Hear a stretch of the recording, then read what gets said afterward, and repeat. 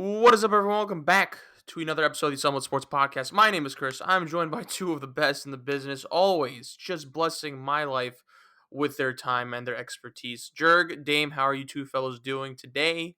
As per usual, the highlight of my Thursdays is always getting to sit down and talk sports with you guys. And the best episodes are the ones when we get a lot of news to react to. And boys, we were blessed this week. We're going to have a good show.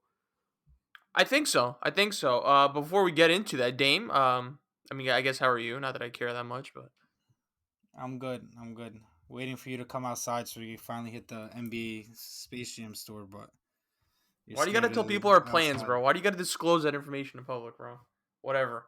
As Jurg said, we got blitzed with a ton of sports news this week.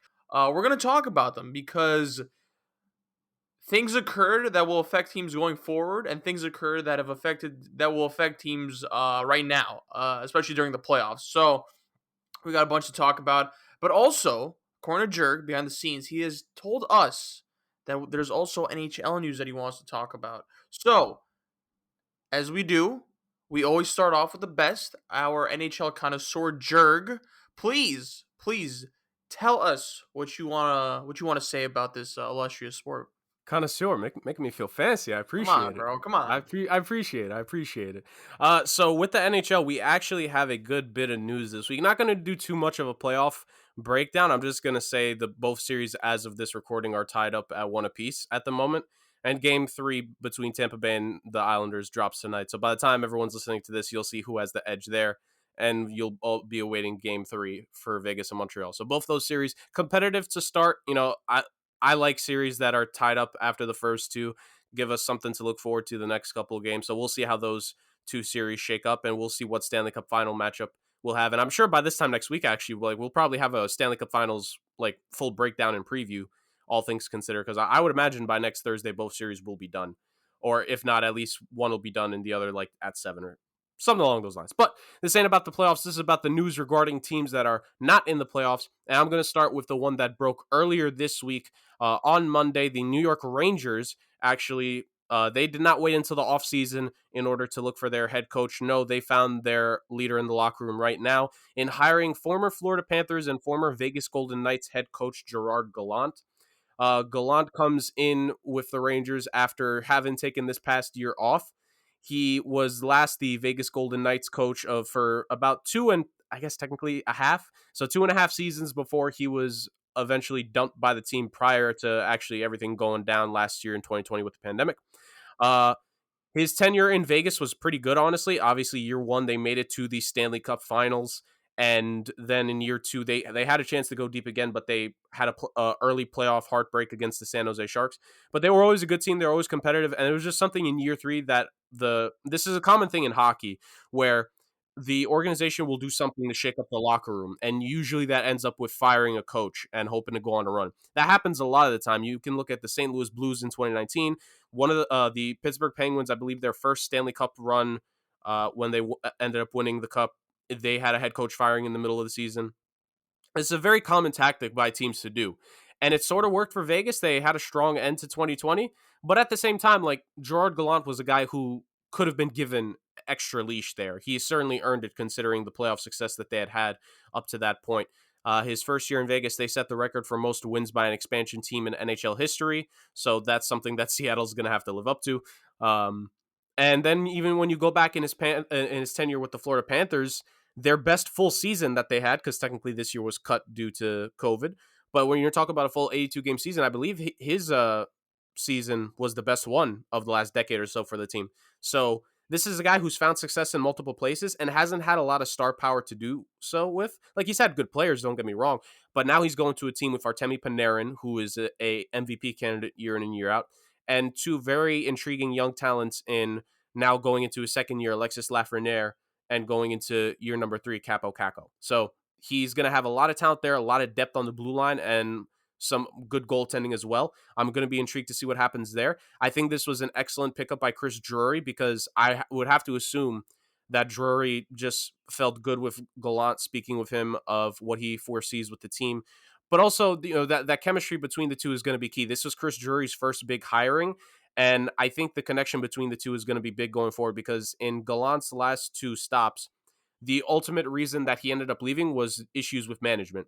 In Florida, guys, they actually did him grimy, where when they fired him, they didn't even, put him on the team plane home, or like at least help him get to the airport. He had to get to the airport by himself and then get his own flight back. So that was an absolutely wild story. And then with Vegas, it was just from reports that have come out ever since it happened, just issues with management, disagreements, and various things that ultimately lead to his departure there. So for a guy like that to have had success in multiple places with multiple different players, and his issues are with management, for him and Jurg to click early will be important. I think they will, because obviously this is Jurg's first ever head coach hiring, so this is his guy. And I think it's a good pickup for the Rangers. If I had to give a grade for it, I'd give it a solid A+, truly. This is a guy who's been in the league before, and he's not a retread. Like, I'm usually against retreads, but this is a quote-unquote retread that has actually found success. This is a guy who's helped teams move forward, who's helped teams advance, who's helped players play well. So I think this is absolutely excellent. And when you combine him with the young talent that's on this Ranger squad, oh my God, the Rangers got a great pickup here. So absolute stud move for them. But the Rangers are not the only NY team that made some noise this past week, because just hours ago, really, and I think going into last night as well, the Buffalo Sabres, yes, remember, I said NY, I didn't say NYC. The Sabres have rumors heating up in the organization that they potentially could be dealing Jack Eichel sooner than most of us had thought. A lot of people thought that the whole Jack Eichel saga with the Buffalo Sabres, apologies if I said Raiders before, with the Sabres would happen in the offseason after the Stanley Cup Finals. But now a lot of recent reports, including from Pierre LeBrun himself, suggest that potentially Eichel could be getting moved. For those that are unaware, Jack Eichel was the number 2 overall pick back in his draft class in 2015. The number 1 pick was Connor McDavid. If you know anything about hockey, you know who Connor McDavid is. And Jack Eichel, while he's not Connor McDavid, he's very good. he's that next tier star player in the league, who he's had some good seasons, and that true like 90 plus 100 point season is on the cusp for him. He can do that. But the Buffalo Sabres have just been such a dumpster fire for the last like half decade, not even just half decade, I'm being too nice, like 10, 12 years or so, that they literally drag everything down. So because of that, Eichel is absolutely sick of it. He's never made the playoffs at this point in his career, which has now gone 5-6 seasons, and he's done with the team from all intents and purposes. Now, he hasn't gone the NBA route, because NHL guys don't do this in terms of, deliberately saying he wants out. But the writing's been on the wall for a while. He's been unhappy with how the organization has handled so many things management and coaching wise for years now. And also the fact that his injury rehabbing, I don't even think he's been in contact with people from most people from the team since he got hurt in the season. So you could clearly tell he just wants to leave. It's not a good situation, and he just wants out of there. And honestly, I can't blame him. They've been so bad that anyone would want to get out there, and literally everyone that tries to usually does. And now Eichel is likely on the way out. I don't want to say no definitive. There have been quite a few teams rumored as who could be in the Jack Eichel sweepstakes. The 6 teams that Pierre LeBrun specifically made note of when he had a detailed report about this were the Los Angeles Kings, the Minnesota Wild, the Anaheim Ducks, the Columbus Blue Jackets, the Philadelphia Flyers, and actually, funny enough, the New York Rangers. So those 6 teams are the main ones so far that have been mentioned. Could more teams go into the mix? I'm certain. A lot of teams would love a first-line center who is a playmaker, who could score a couple goals, and is young and is on his extension for another 4 or 5 years. So you have that situation with him. Eichel would be a boon to any of these teams. A few of these teams are rebuilders, and Eichel could potentially be, in specific cases, he could be that guy that helps flip the switch and like, okay, no more rebuilding. We could take the next step now. I think teams to look out for that most definitely would be the Rangers, not just because of the pick. They only have the 15th pick compared to a lot of these teams. Like the Kings have the 8th pick, the Blue Jackets have the 5th pick, and the Ducks have the 3rd pick. I don't think those teams would deal those picks, at least not Anaheim and Columbus. But I could definitely see this is a multiple first-round draft pick type of deal in the NHL. And we rarely get those, which is why I'm excited for this to happen, guys. Like, we rarely get those in the NHL. So for that reason, I want to see this deal get done. I think the best chance as of now, just on paper, would be the Rangers. They'd have to clear up a little bit of salary cap space to make this work. But I think what the Rangers have that a lot of people don't is a deep prospect pool. When I actually did, shout out to our website where you could read the articles we're all going to be coming out with, my NHL mock draft 1.0 I did, when I got to the Rangers pick, actually, I could have gone either way with my selection.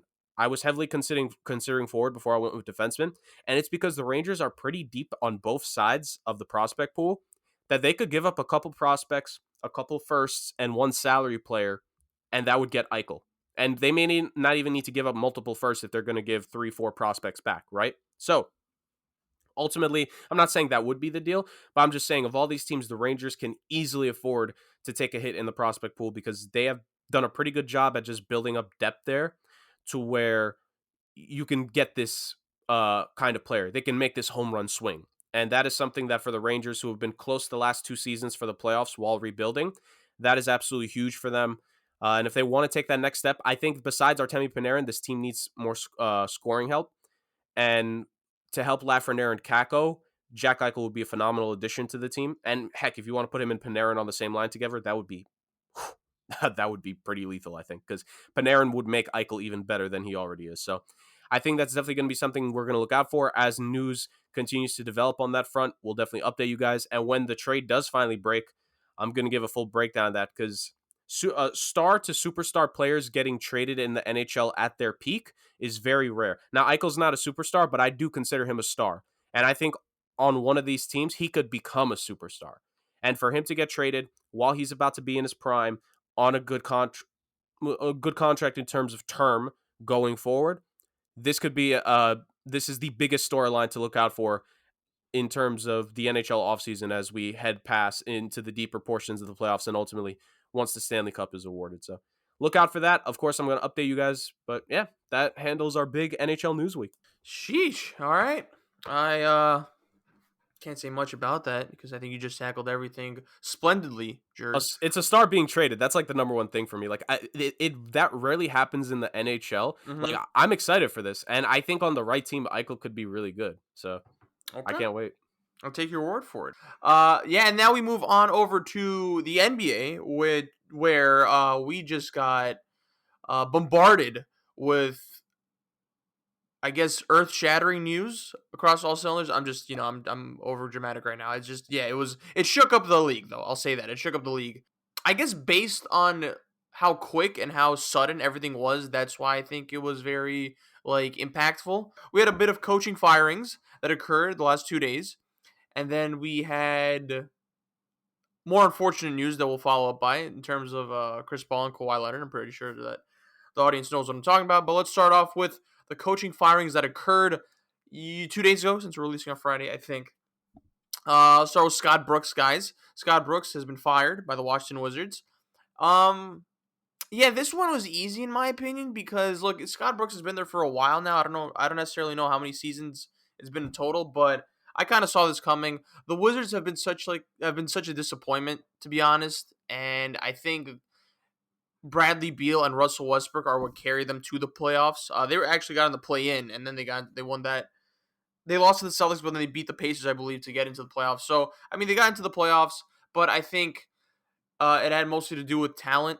I don't know. I'm not a big fan of Scott Brooks as a coach, and I think the Washington Wizards defense was horrendous. I think this was inevitable. I think they reached their ceiling, to be honest, with the team they had, with the coaching they had. So it's going to be difficult because the next coach that's going to come in, I think it has a lot to do with what you're going to do going forward, particularly when it pertains to Bradley Beal. Because it depends. Are you going to bring in a win now coach? I don't necessarily know who that could be, but if you're bringing a win now coach, how far do the Wizards go necessarily, to be honest? Because if Russell Westbrook and Bradley Beal are your two main guys, I don't know how far they could get you. But I don't know, Jurg, I don't think they have enough cap space to do that because Bertans is making $16 million a year.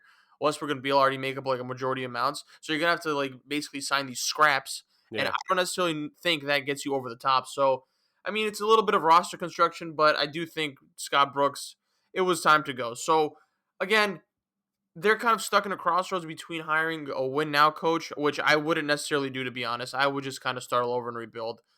And then that brings me to you bring in a young coach, then you trade. I think that leads to trading Bradley Beal, but I think that goes to a bigger conversation. So I think that's going to be the next step for them in terms of just who they might hire. I would personally go with a younger coach. and get this rebuild going. But again, you also have Russell Westbrook if you do trade Bradley Beal. So who knows? There's a bunch of coaching candidates on the market now, but I do think Scott Brooks reached his peak. You can't go that far with him, to be honest. I never bought him as an X's and O's coach, even with the amount of success OKC had in its early days, and I think the formula was there with OKC's success. I think were carried mostly by talent. KD, Westbrook, and James Harden for a few years, and then of course it was just Westbrook and KD. Dame, what do you got to say about this? Scott Brooks being fired.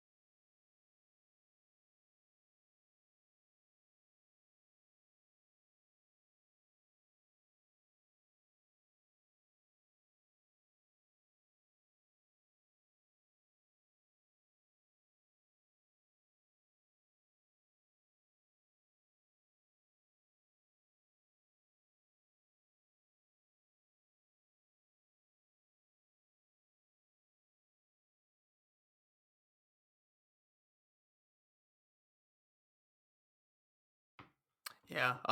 Before you go, Jurg, I think it's gonna be. I think it's easier to trade Beal than it is to trade Westbrook. To be honest, that's the thing. I feel bad for them because like Westbrook is.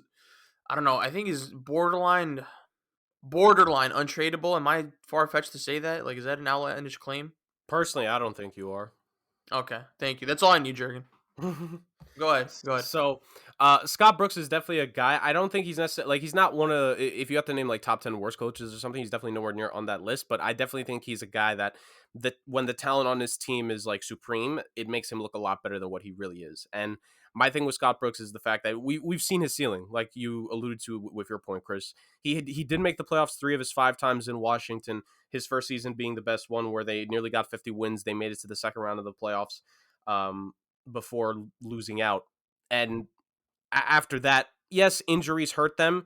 And I can understand some people, they always say, like, if John Wall had been fully healthy, if John Wall and Bradley Beal had been fully healthy at the same time, the John Wall we saw in his peak in Washington, like on those playoff runs, and then this current Bradley Beal, that they'd be a lot better. And while I am personally a John Wall fan, and I do like Bradley Beal, I still don't think, like, that team at the very best, would be they would get to the second round before being handled by one of the real contenders. That's just straight up what they are. And then this past season, we all said, like, even the people that were trying to make it a series, it's like, okay, let's be real. Philadelphia and Washington, like, max Washington's going to get the game. And in that same game, was that not, like, that was the game Embiid got hurt, right? So it took the superstar on the other team to get hurt for you to get the win. Like, come on now. So at the end of the day, we saw what this team's peak was. And myself personally, I'm not someone who likes mediocrity, and that's what this team was borderline being. They were never going to be a high seed again with this core, but they were also, because Beal and Westbrook are there, they're just too good and too talented enough to be a top 5, top 4 pick team, or in that range. They're going to be towards the end of the lottery or just outside of the lottery, because obviously they got lucky in the play-in game. They absolutely destroyed Indiana, and then they made it to the playoffs. So ultimately, to me, Washington, like, I think this was sort of the right move to do. I'm with you guys. I'm going to be interested to see how they go. Myself personally, again, you have the young pieces already there to start a rebuild with Denny Avila and Rui Hachimura. And Bradley Beal would fetch you a fine return with Drew Holiday and James Harden, and how those guys have, like, the packages those guys have got. You could get a solid return for Bradley Beal. Of course, it's all about the suitor. That's a different conversation, but like, I think you should explore it. But I think ultimately the head coach will boil down to, what does management decide? Does management decide, let's give this one more run somehow? Or do they say, okay, we're going to try to blow this up. Let's just get a young coach in here, work with these young guys. We trade Beal and try to do something with what, like, I don't know Westbrook, man. I just really don't know. I don't think it would happen. But I almost thought for a second, like, it would Westbrook's contract somehow get like stretch provisioned, but I think that's too high of a cap hit at this point. I think this is the last year before he could opt out, right? Like this upcoming season, because I think Westbrook would sooner just opt out after another bad year with this team than get traded. I think that would be the more likely scenario. So that's how I see it breaking down in Washington. I don't know. He would be opting out of a lot of money that he probably won't get anywhere else after his current contract ends. But I agree with you, Jurg. I think it's weird because like I feel like you trade Beal and then you get the King's ransom, so then you're kind of running with a bunch of young pieces in Westbrook, so you can't necessarily tank. You Right. know that's what sucks about it. But I do agree with you. I think I'm a big fan of Rui Hachimura. I think Denny Avdia has solid potential. So there's some Could you groundstones there. actually? Could you actually like? My bad, Chris. But with the King's ransom, you think you could get back from Bradley Beal? Like, let's say you get 5 first-round picks back in the Bradley Beal deal. Let's just Hmm. say that you could use one of those, 2 of those first-round picks to move Westbrook's contract if you have to. Mm.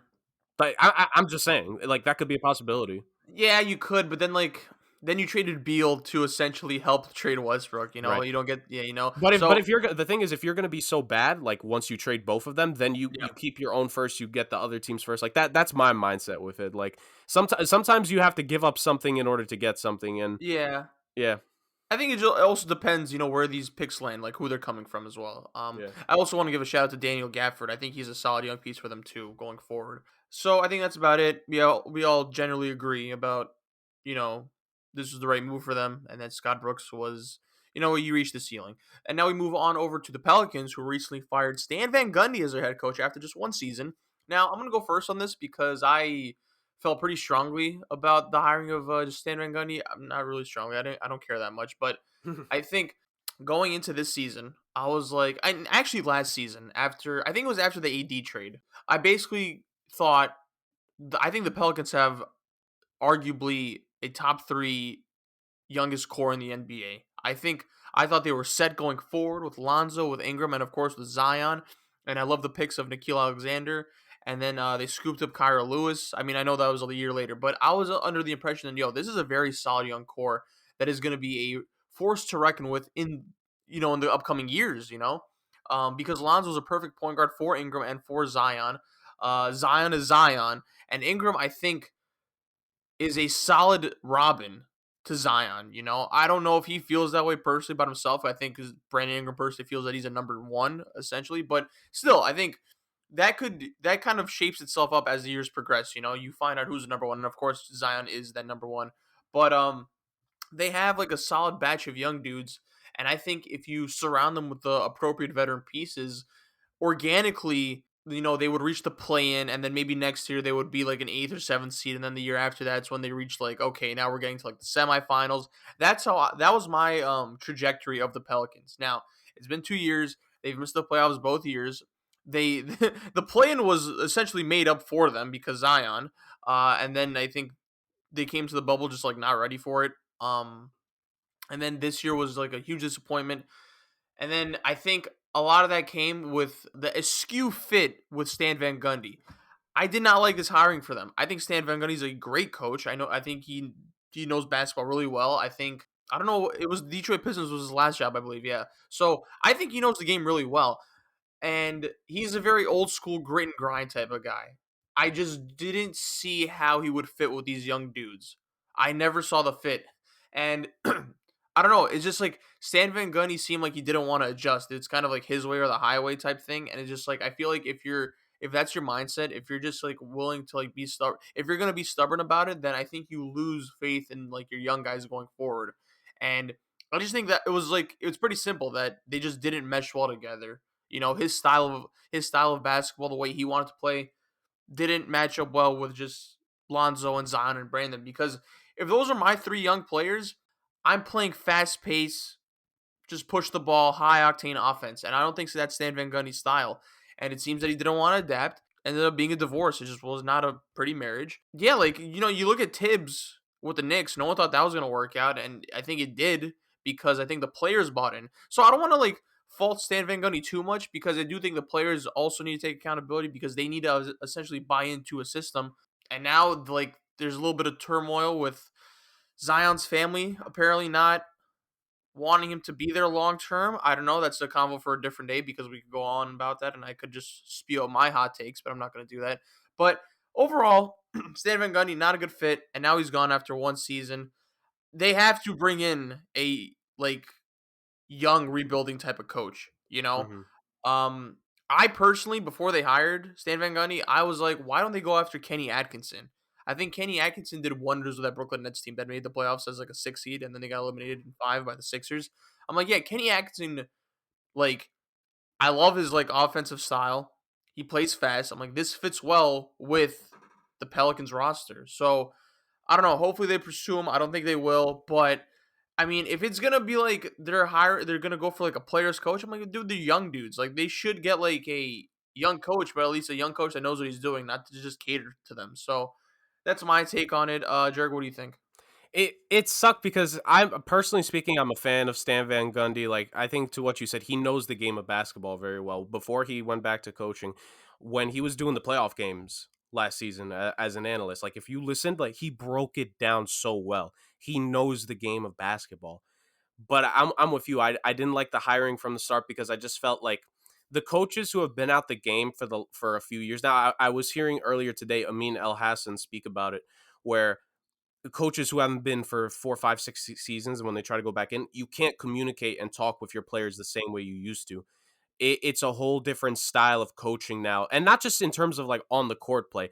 It's how you communicate and the relationship you cultivate with them off the court because of the transition of power in the league going to the players. And for a lot of these guys at such a young age, the fact that we're talking about Zion's family wanting him out, he's only halfway done with his rookie deal, and that's already being an issue. That's That's something bad. that, yeah, it really is. So that again, like you said, conversation for another time. I'm sure we'll dive into that, especially like once the playoffs are over, or if like another big report regarding it comes out. But at the same time, it's just one of those things where they need to hit on the next coaching hire. So sorry, SVG. Again, personally, I love him. I hope he gets back in media because he was doing such a good job there, Mm-hmm. such a bang up Mm-hmm. job, and he has connections. So I think he'll be on a TV talking basketball again in no time, and I'm personally gonna love it because again, he holds a place in my heart. Former Miami Heat coach. Like it just sucked that it didn't work out because he's worked well with supremely talented players before. He's had Dwayne Wade. He's worked with Shaq, Dwight Howard in his prime. Like he's worked with great players. It just couldn't mesh in New Orleans. And like you said, I just think some of those guys like Brandon Ingram, not necessarily like Stan hasn't had those kinds of players like an Ingram where he's 6'9" but could score from anywhere. He's never had that. So I think it go to me it goes both ways. I don't think the players. I don't think Stan's personality may have meshed well with them. I think part of that is on these players, but at the same time, Stan's play style, I also don't think it was a fit. So on both ends, like the coach didn't fit in terms of on the court, the players didn't want to make it work off the court. That's how I at least see it. Yeah, and Uh, that sucks because like yeah, I don't know, like Brandon Ingram looks like like Zion seems like a coachable dude, and so does Ingram. And I was disappointed to hear that Ingram was kind of because I mean his name was the one that stood out. right. That he was the one that was it didn't like see eye to eye. I'm like, damn, that's kind of weird because I mean, again, Brandon Ingram has a very quiet demeanor, so you never know really. But Yeah. I don't know. It just like Lonzo, I get because I feel like Lonzo needs the ball and he's the one that kind of sets everyone up. I didn't see a lot of Pelicans games. I don't know if Stan was using him correctly, but Lonzo's like a very on the ball type of point guard. Yeah. That's how you like use him the best. And I don't know if he did because I feel like if you don't utilize Lonzo to his full potential, then you can't utilize Zion and Brandon that well because he finds them perfectly in my opinion. Like Oh yeah. he accentuates their strengths so much. He was the ideal point guard for those players, and just the system didn't work well. I think with Stan, I think just year one. I'm always very bullish sometimes on like year one coach firings because I feel like in certain Yeah. situations, like coaches have said this, they need to go into that second year in order to. It's like okay, we've established some things now. Where can we adjust, right? So. I, I'm very 50-50. Would I have loved to see Stan get another shot? Sure, but at the same time, I could also see why the organization felt the need for this, especially with Zion. But like I was saying, David Griffin needs to hit on this. This is about to be his third head coaching decision since he was there, because he decided to keep Alvin Gentry. Then he fired Alvin Gentry regarding Zion, even though they wanted Zion to have the minutes restriction, which was stupid. And if it was up to Gentry, he wouldn't have had that minutes restriction. And then they go with Stan Van Gundy, which we've all seen how that play out. This is the third head coaching decision he needs to make. Most GMs, they get to their third head coach by like year 8, 9, 10 of their careers. He's entering his third full season now. Like, the pressure is on David Griffin. Myself personally, I'm a big person. I'm the type of guy where if multiple coaches don't make it work, I'm cleaning out everything. I would have fired David Griffin, in my opinion, if I was Pelicans like management / ownership. But they clearly don't give enough of a damn. So that's a moot point. But yeah, no, that's how I see it. Personally, I think he should have been fired too. But since he's still there, they got to hit on the next coach. And because you have this superstar talent, you have a star in Brandon Ingram. If you seriously waste this, like, there's an issue with New Orleans. It went from Chris Paul wanting to leave to Anthony Davis wanting to leave to Zion wants to leave, and he ain't even finished his rookie deal. Like, come on now. Take that qualifying offer, Zion. Take the risk. You've made enough money, brother. Come on. Come home. You know where you want to go, bro. He Go kind of ahead. has. Like, when you think about it, he kind of has. Oh, I mean, yeah. Dame, go ahead. All right. Anyways, like Jurg was saying, I'm also not a fan of firing a coach 1 year in. It's because you don't really give him a chance to really get his system acclimated with all the players, get really used to the city, the people around him, and the player. Like I said, players getting used to him. But in the first, I didn't think Stan Van Gundy was the right choice for the Pelicans job in the first place. So I guess they see that they made that mistake and they shouldn't have done it in the first place, which is why they fired him. I agreed with Chris that they should have went with like a young, kind of up and coming coach that has a fast paced kind of offense. Kenny Atkinson is a good one. I really didn't have any specific name off the top of my head that I would rather be for this position, but I just knew straight up that Stan Van Gundy wasn't the guy. Like you guys said, basically said everything I needed to say, but like just to reiterate it, like I'm not saying Stan Van Gundy doesn't know basketball. I'm not saying he's not a good coach, because he is. Like, if you listen to his broadcast when he was a broadcaster, either for ESPN or TNT, I don't know which one. I enjoyed listening to him instead of these other guys, because he clearly knows what he's talking about. Every time something happened, he gave a great explanation, and you could see why he's a good head coach. But sometimes good head coaches just aren't the right coaches for that certain team, and this is the situation with Stan Van Gundy and the Pelicans. It just wasn't the right fit. Yeah, I agree. But also, like, I think for like these old school coaches that want to get back into coaching, I do like, and I'm not trying to be a homer right now, but I think the Knicks situation, because like I think we could all agree Tibbs is an old school coach, and everyone was questioning like the fit, but I think they did a good job of surrounding him with like these assistant coaches that are like very player connected, like Mike Woodson. They got Kenny Payne from Kentucky, and they got Johnny Bryant. So I'm like, yeah, these are these like these are dudes that know how to like talk and know how to connect to these other guys while also still developing them the correct way. So I think it's a lesson to be learned. It's just like, yeah, you could have your rigorous ways that you've been like just used to essentially, but bring in some other dudes that could help, that could help you adapt essentially, and just go more youthful. Like, you don't have to necessarily, yeah, you should tweak some things, and that's fine if you don't want to necessarily change your whole operation, but try and find dudes around the league that could, help you connect to these players, going forward. So, yeah, that's that. And now we go into our final head coach firing. I think the biggest shocker, because this happened a few hours ago. This is recorded on Thursday. Rick Carlisle is stepping down from the Mavericks head coaching job. Before we get to the gist of this, Jurg, I think you might explain this better than me. There was an article that came out about the Mavericks. Yep. And a little bit of dysfunction going on in the front office. Now, there's this dude, I don't know what he's in charge of, but I think he's like in charge of like the data. Yep. Something like that. I don't necessarily know the full title, but he's primarily focused on the data of the Dallas Mavericks. Now, Jurg, do you know his name again? It's something Bob Vulgaris. Yeah, Bob Vulgaris. Yeah, so he's in charge of the data essentially of the Dallas Mavericks. This guy is notoriously known for being like a bettor of like NBA games. Like, he's hit on a lot of NBA bets.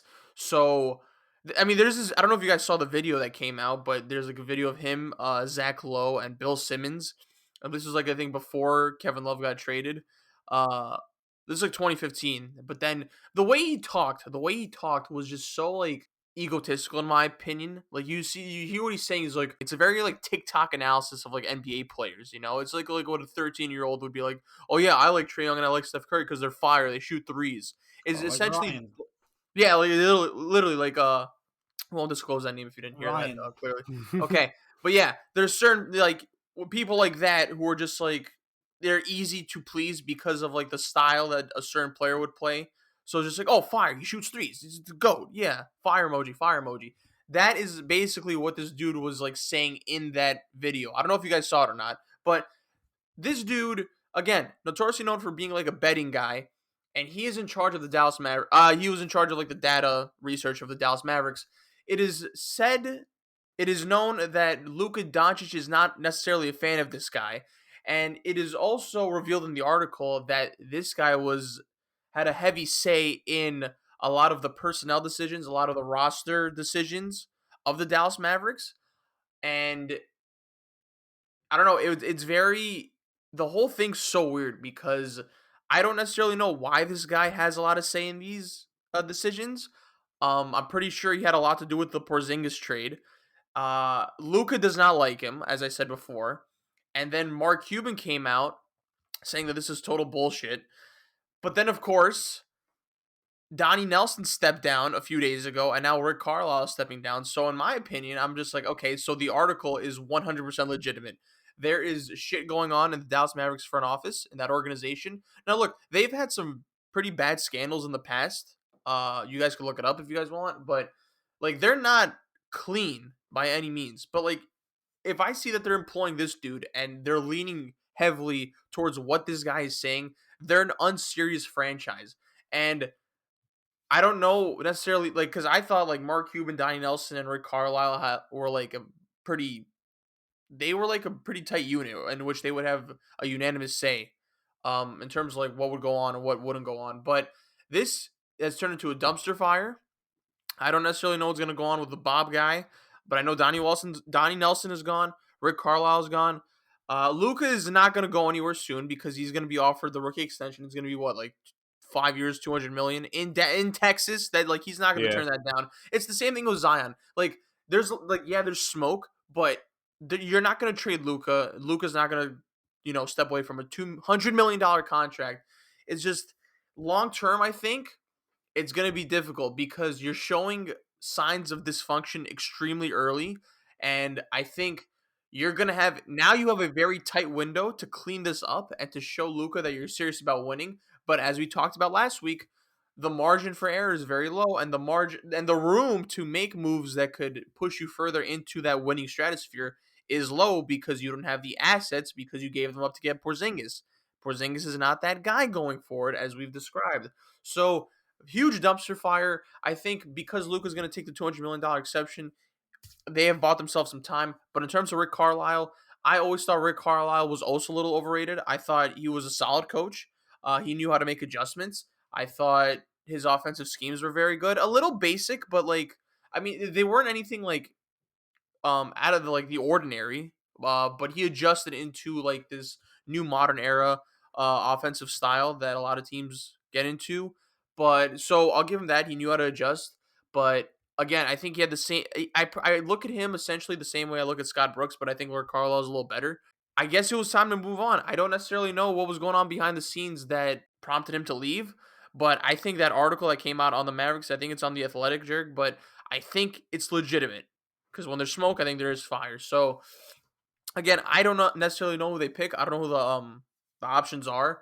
I think there's this their assistant coach is something Mosley. Is it Jamal Mosley?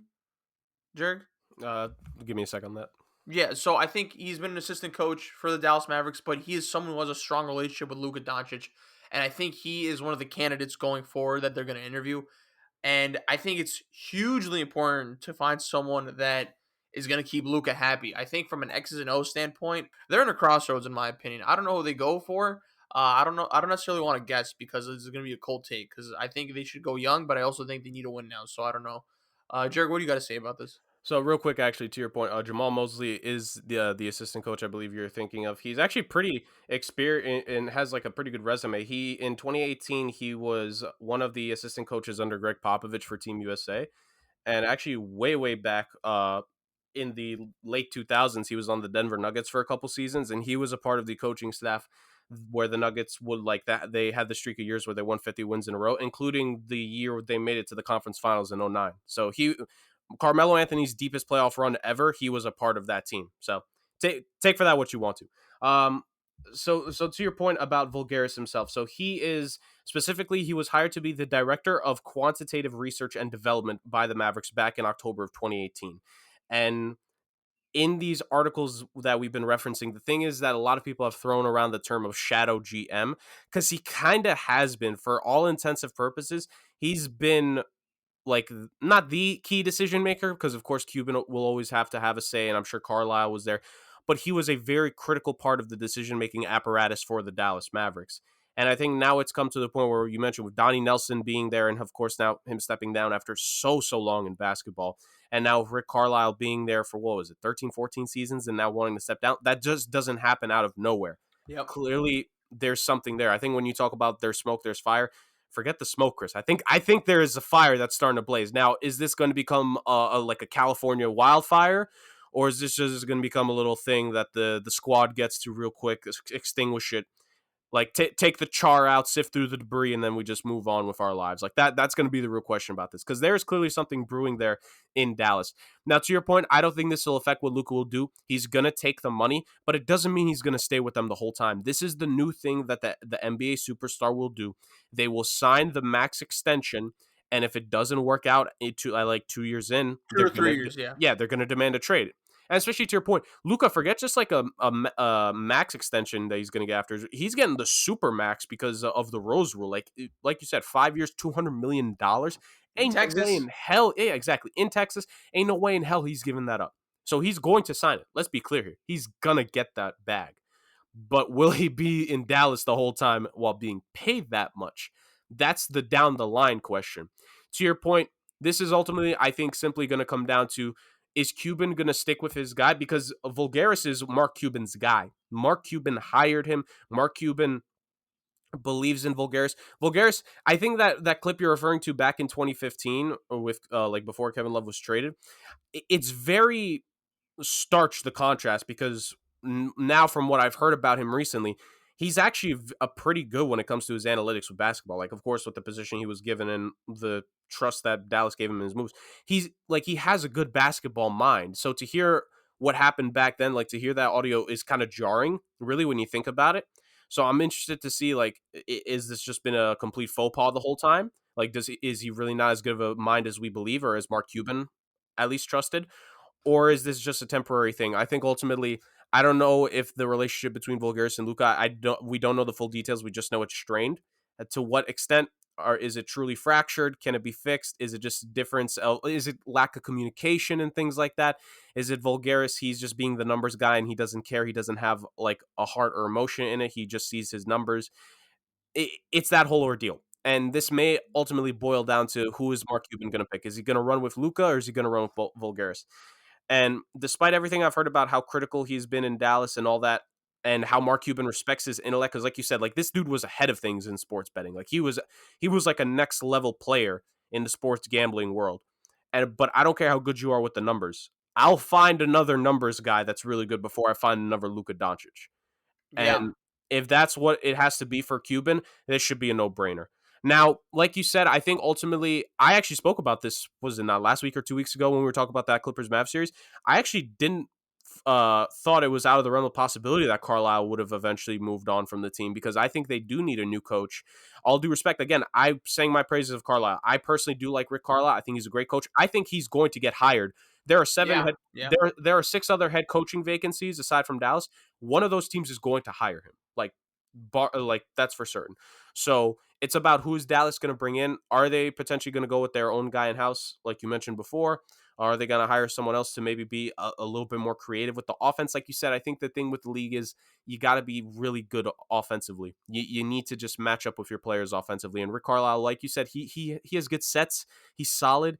but I don't think he was the coach that was eventually going to take this team over the top. So I think for Dallas, I don't blame. Let me just say this. I don't hate the decision that was made. I know he technically parted ways and is stepping down, but I don't hate the idea that they need to get a new coach. But the process to get to this point is something I'd be very concerned with if I'm a Yeah. Dallas Mavericks fan. By the way, okay, Dane, before you go, sorry.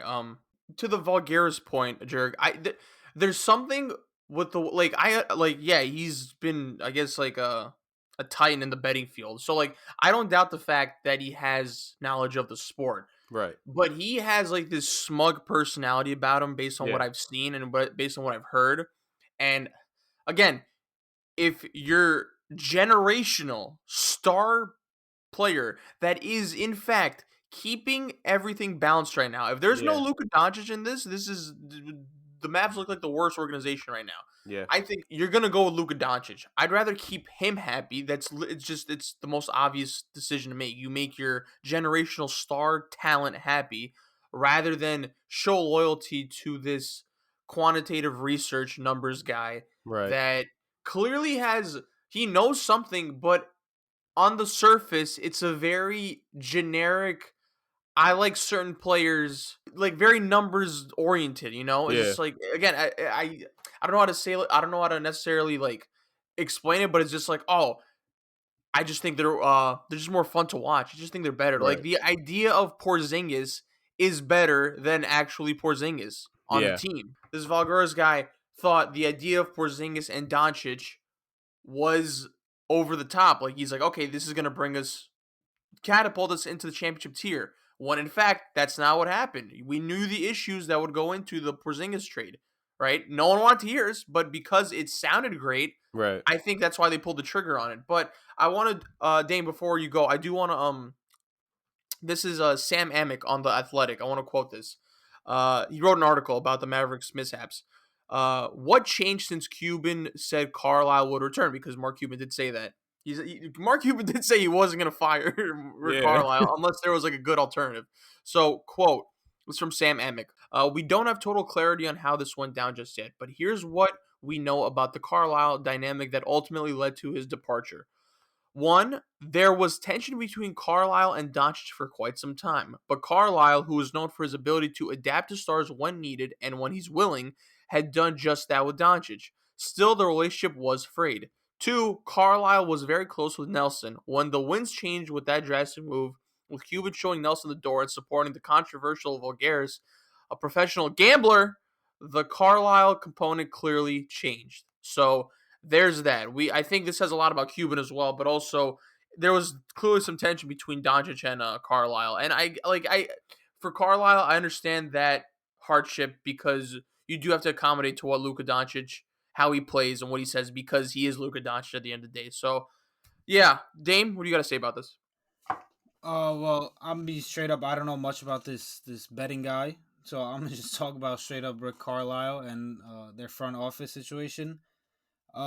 Rick Carlisle, I think he's one of the best coaches in the league, and I'm not just saying this like when I talk about Scott Brooks, where I thought he was good and he just needed the right team around him. I actually think Rick Carlisle is one of the best coaches in the league. I think he's gonna get a job right away if he wants to. I don't think he got fired in the situation. I do think he just didn't want to be the coach anymore, and he actually did step down. I know a lot of the times when it comes out that a coach steps down or the team parted ways with the coach, like it's just a nice way of saying he got fired. But in my own opinion, from what I've seen, I think he stepped down himself. He went to Mark Cuban and said that he wants to move on. Reason being is because I did read that him and the GM were really close and stuff, and obviously we saw that Mark Cuban came out with his comments saying that Rick Carlisle is going to be a coach next year. He's not going to make any changes. So obviously something changed, and once you saw GM got let go, then obviously things change when something like that happens. So that's what I think happened with Carlisle. I don't think he got fired. As for the next head coach, I forgot the name of him, the assistant coach they have. But I read Jamal about Mosley. him. Yeah, I read that he's a real favorite because Luka really likes him. And if you look at Mark Cuban's comments also about Luka, he said that he's gonna do anything that Luka wants, anything that Luka comes with him to, he's gonna make sure he gets to keep him happy. And I know it was either this season or last season. I think it was this season though. where Rick Carlisle had to miss a game, and the assistant coach stepped in for a game, and they Mm, asked Luca hmm. about him. Luca came out and said that he'd be a great, he did a great job tonight, and he'd be a great head coach in the NBA. So those comments are a lot more like a lot more important now that obviously they're looking for a new head coach, and with Mark Cuban coming out and saying he's going to do everything to make Luca happy. So those two things could line up with each other. Yeah, I don't know. The Mavericks won from having two guys that could really, help them contend for a championship to not looking so great. And you know what? It's just bittersweet. I'm not gonna lie. I take a lot of joy in watching this unfold. To be honest, how do you get fleeced by Steve Mills and Scott Perry? How? How? Thanks, Mavericks. I'm gonna like those picks a lot. But have fun with Porzingis, by the way. Jurg, any final comments? Uh, don't screw this up, Dallas. Like just don't. That's all I can say. If you fumble Luka Doncic, bro, there's no getting back from that. Like it's done. It's done. If you fumble Luka Doncic, I don't know. I And kid you not, they may need new ownership after that. Like, I'm sorry, Cuban. Like, it's time to go, dude. It's time to go, or just never have a say in management ever again. Like, just stop. yeah, but I don't know, bro. It's light years ahead of us, I guess, right? Anyway, we move on to some devastating news, of course. That affected the playoffs heavily. Start off with Chris Paul. Chris Paul tested positive for COVID-19. He did get the vaccine, I think a few months ago. So he was vaxxed, but he still got it. And now he will be out, I think, for, what is it, 10 days? Is that with the quarantine requirement? I think so because I actually I didn't see the update that said that he got vaccine. So the whole thing was depending on his vaccine status, it would change how many days he would have to Right, self isolate because like of the protocols and the guidelines. So right. if he did get the vaccine, yeah, I say like 8 to 10 days is around the time. Yeah, so Chris Paul, depending on how the Jazz Clippers series will pan out, the Clippers are currently up 3-2. If the Clippers do close this out, I think tomorrow, I believe, then I think it's possible that Chris Paul misses game one. Is that crazy? I think because also I think you need to pass a cardio test. I think that's another requirement. Well, So yeah, like he needs to have like what 3 4 days in a row of negative tests. yeah, Yeah. exactly. So I think he'll miss the first game. Minimum to be honest. Because I think you need the negative test, but then you need to have the cardio test, and then I think you also just need to get into shape, right? Because I think it's just 10 days without really doing much activity, especially on from a team basis. So Chris Paul's out, and devastating news because Phoenix was, no pun intended, was on fire, and I think Chris Paul had like a stretch of his career, man. He was just killing it. He propelled them to that victory against the Nuggets, just the series in general, where he just had a godlike performance in Game 4, completing the sweep. And I hope he's fine from this. Of course, I think I can speak for this whole podcast. We're all massive Chris Paul fans. Jurg, I don't know, but I know me and Dame like really love Chris Paul. I don't know if like you're He is a top 3, top 5 point guard of all time, and I will not stand for anyone that thinks otherwise. beautiful. So yeah, we're big Chris Paul fans. Obviously, we pray that he gets better.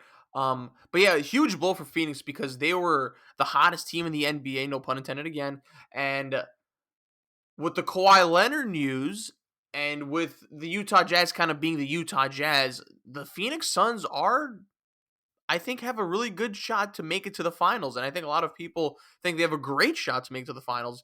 But I think in order to do so, you need to have Chris Paul.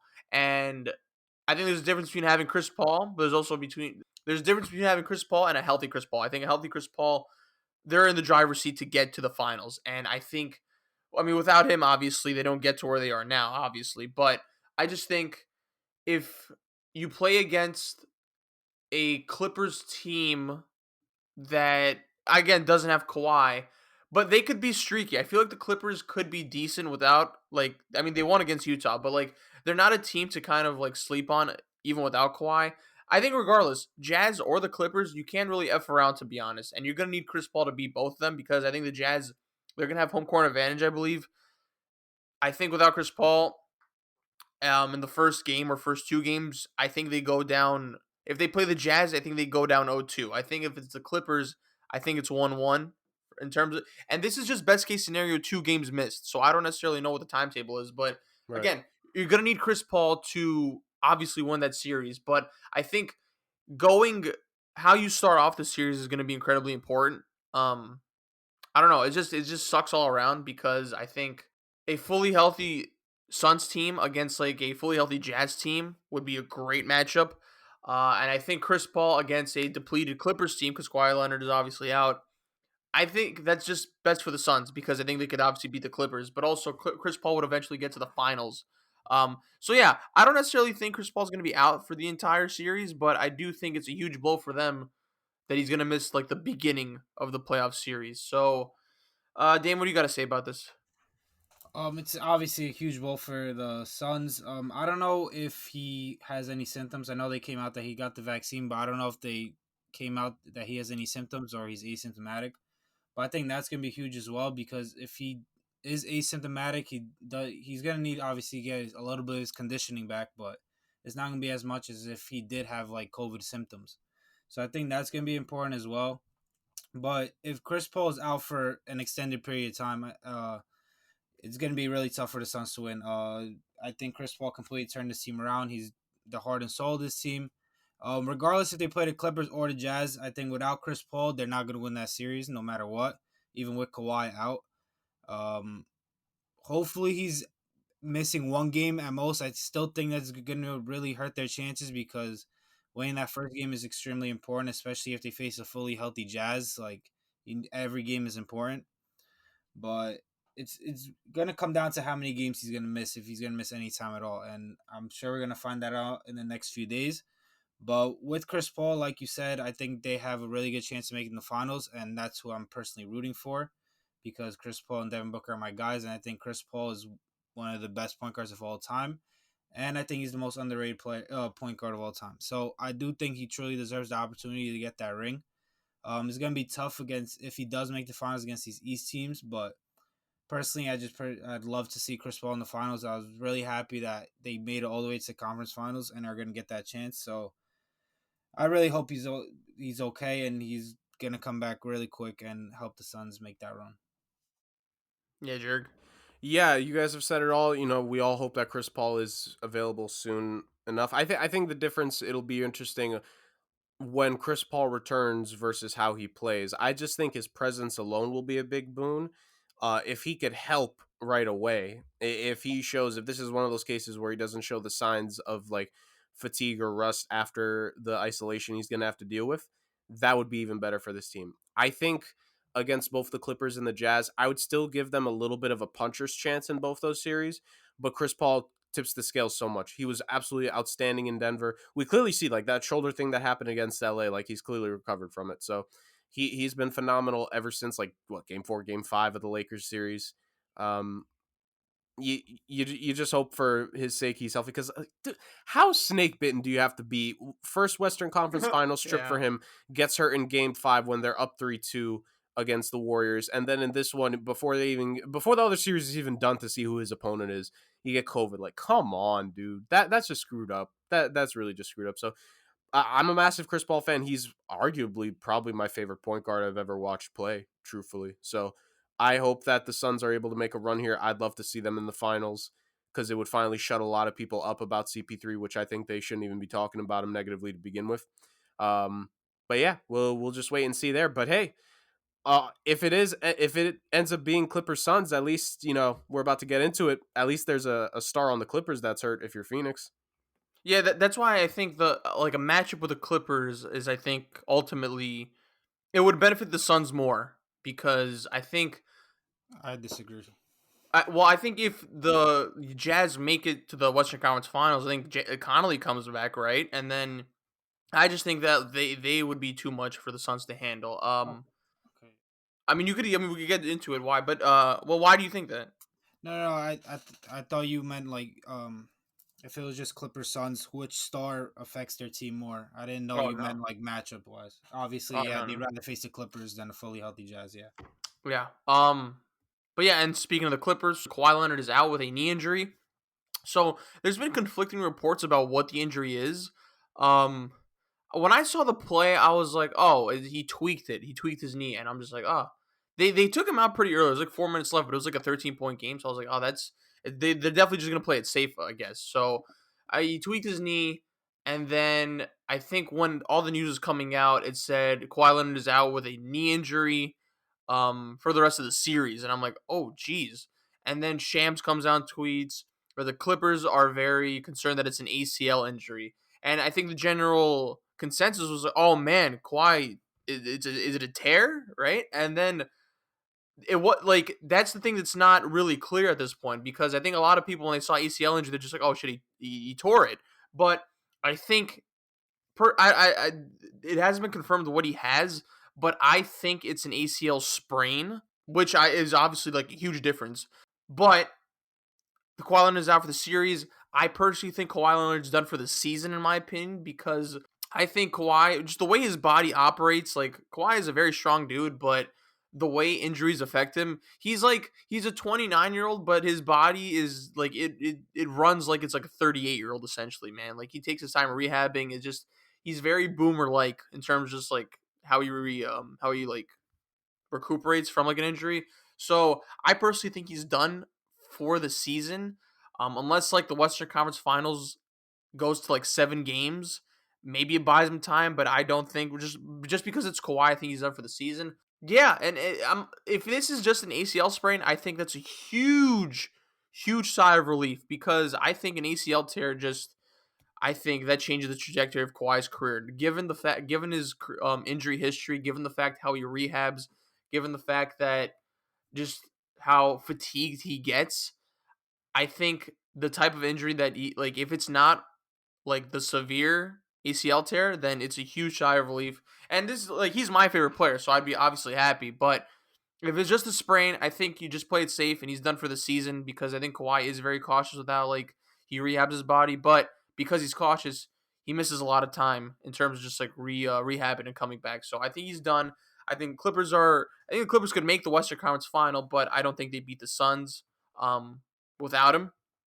Um, but yeah, I think for Kawhi this sucks, because I do think the Clippers were gonna beat the Jazz, and I think the Clippers with Kawhi could have beaten the Suns, and I mean, who knows the Eastern Conference at this point, to be honest. So I thought the Clippers, given how everything's like been occurring in the NBA, the Clippers were a legitimate, title contender. I think they had a real shot to win it all. But with no Kawhi, it's not gonna happen. So I hope the injury's not severe. Um, but yeah, it sucks for the Clippers. They were my team to root for going forward. With the last remaining team. So, Dame, what do you think about this? So I thought the second he went down, I thought this Jazz series was over. But then yesterday happened. I fell asleep at half, but then I woke up to shock that the Clippers somehow won. So Paul George had a great game. Reggie Jackson, Marcus Smart had a great game, and now I think this completely changes. I think the Clippers are gonna win this series, because winning Game 5 in Utah was huge. Now they come back to LA with a chance to close out the series. It's going to take a lot of the Jazz to really win this game, because they are awful away. So we're going to see how it goes. But I think Clippers are going to win the series and move on to the Suns. But clearly it doesn't look like Kawhi's coming back this year. Who knows about Skip Bayless' sources, but his sources told him supposedly that he's out for the year and he's going to get surgery on the knee, but he's going to be ready for next year. So I don't know what kind of surgery or what kind of injury that is, but that's what Skip Bayless said that his sources told him. So taking it as he's out for the rest of this playoffs, I think they're obviously, like I said, going to get past this round. And then next round, it's going to come down to, like I said, Chris Paul's health. If Chris Paul is going to miss more than 2 games, I think the Clippers are going to go all the way to the finals. Do I think they'll win the finals? No, but it's really going to come down to PG, how he plays. If he plays like he did yesterday, they could go all the way to finals. But if he turns back into pandemic P, then they could still lose this series, to be honest. So it's going to be really important, this Game 6, for them to play just like they did in Game 5. But really sucks for Kawhi. I don't like him personally. I think he's a scumbag. But it is what he is. He's a great player. He's one of the all-time greats, and no one roots for an injury, and especially not him. So hopefully it's not an ACL tear. Hopefully, like you said, ACL sprain or a knee sprain or something like that doesn't really require surgery and doesn't have any long term effects on his health. And he's back next season balling. It's wild because to me the Kawhi injury just kind of brings back the topic of conversation from a couple weeks ago of the injuries and how this truncated season really affected a lot of guys. And we're also seeing recent news like Jokic said he's not going to play in the Olympic qualifiers for Serbia this summer. Like the injuries really took its toll, and I think people it's starting to become a more serious conversation about it because you look at the original 16 teams like from the start of this playoffs, it the Nuggets with Jamal Murray out, the Lakers with the injuries they had, now the Clippers with Kawhi, the Jazz with Mike Conley getting injured, and then you go to the East, Embiid getting hurt, Brooklyn with Harden and Kyrie going down, Milwaukee. I can't think off the top of my head if they have had a serious injury in these playoffs, so scratch that. The Knicks are fine. They just got outplayed. Miami had injury issues to hell and back this season and COVID issues at the very start. So dear Lord, like dang near every single team that went deep last year has had a significant injury now hit them. And I think I heard the stat earlier from Tom Haberstroh. I think 9 All-Stars from this past season that have made the playoffs are going to end up missing time. 9 All-Stars. Like, that is absolutely wild to me. It's something around, maybe not 9 All-Stars from this year, but just 9 guys who've made All-Star teams are going to end up missing time. That is a crazy stat to me. And then you even consider some of the key role players that have been hurt on various teams, like Danny Green with the Philadelphia 76ers. Like, it's just wild to me that the injuries have gotten this bad. So I think it opens the door to more conversation. Like the NBA definitely, they need to make sure that this next offseason is actually like a real offseason. Like there needs to be some time. I really don't care if this next season ends up starting in November. I really don't. Like if that's what it takes so these guys aren't injured to hell and back come like halfway through next season, I'm down with it. So there's that. In terms of the injury itself, like Dame, I went to sleep thinking, okay, Utah's up 3-2. There's another one of my predictions going down the drain. And then the Clippers one, I'm just like, oh, well, would you look at that? Answering the beliefs that we all had that this Utah Jazz team just isn't as good as we thought they were. I think if it's Utah versus Phoenix, I really do think Phoenix has a better chance of beating Utah than they would a Kawhi-less Clippers, as crazy as that sounds. That's just my opinion. The way I see the Utah Jazz play, this is just from what I'm seeing. They rely so heavily on the three that Oh, once it gets cold, they're done for the game. They only what were they in the second half? They only made what 3 threes in the second half of game Yeah. 5. And the So fact in the first half they made however many they made, I forgot the number, but they were only up by what 5 at the half, despite making so many 3-pointers. Like that's not a formula to win. It's just not. And when Donovan Mitchell, like when he's on, he's on. But when he just starts taking and chucking up threes and missing them, you just can completely tune him out of the game because if he's just going to keep doing that, like I'm sorry, as prolific as he's been in these playoffs, you want him to take those stupid shots because he's not going to make them like a Damian Lillard or a Steph Curry. He's just not. So I really think the Clippers do have a good chance of ending it on game 6, like Dame said. I just don't know if the Jazz have the mental fortitude to come back after that one. They should have had game 5. Like, if they come back and win, I'll be impressed, but game 5 should have been theirs. There's no excuses that you drop that game. There's really just none. Only question for the Clippers for the rest of the series and the deepness of the playoff run, are you going to consistently get performances from Reggie Jackson and Marcus Morris time and time again? Is someone else going to step up here and there? I think the only guarantee is that someone from the Clippers bench will dunk on Rudy Gobert next game. I think we can all agree and want to see that happen. yep. But yeah, but aside from that, like the Kawhi injury definitely changes everything.